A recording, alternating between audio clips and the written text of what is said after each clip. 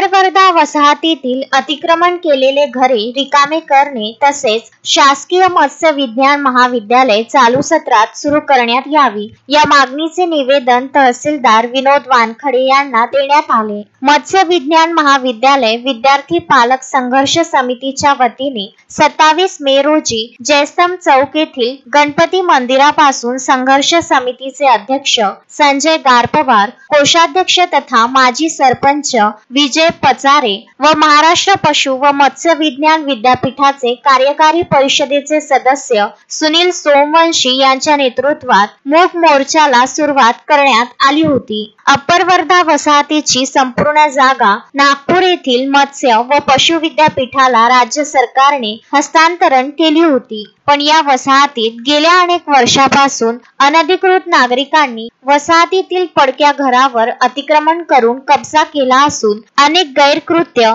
या वसाहतीत होत आहे। या वसाहतीत अनधिकृतरित्या राहणाऱ्या लोकांनी शासकीय मत्स्य विज्ञान महाविद्यालय विरोध केला असल्यामुळे मूक मोर्चा काढण्यात आला होता। मत्स्य विज्ञान महाविद्यालय बचाव विद्यार्थी पालक संघर्ष कृती समितीचा मूक मोर्चा तहसील कार्यालयावर पोहोचल्यानंतर तहसीलदार विनोद वानखडे यांना निवेदन देण्यात आले होते। अप्पर वर्धा वसाहतीतील अनधिकृत राहणाऱ्या लोकांची घरे 8 दिवसाच्या आत स्थानिक प्रशासनाने खाली करणे तसेच चालू शैक्षणिक वर्षात प्रवेश प्रक्रिया राबवून महाविद्यालय सुरू करण्यात यावी या मागणीचे निवेदन देण्यात आले। यावेळी संघर्ष कृती समितीचे पदाधिकारी तसेच विविध संघटनेचे पदाधिकारी या मूक मोर्चात प्रामुख्याने सहभागी झाले होते।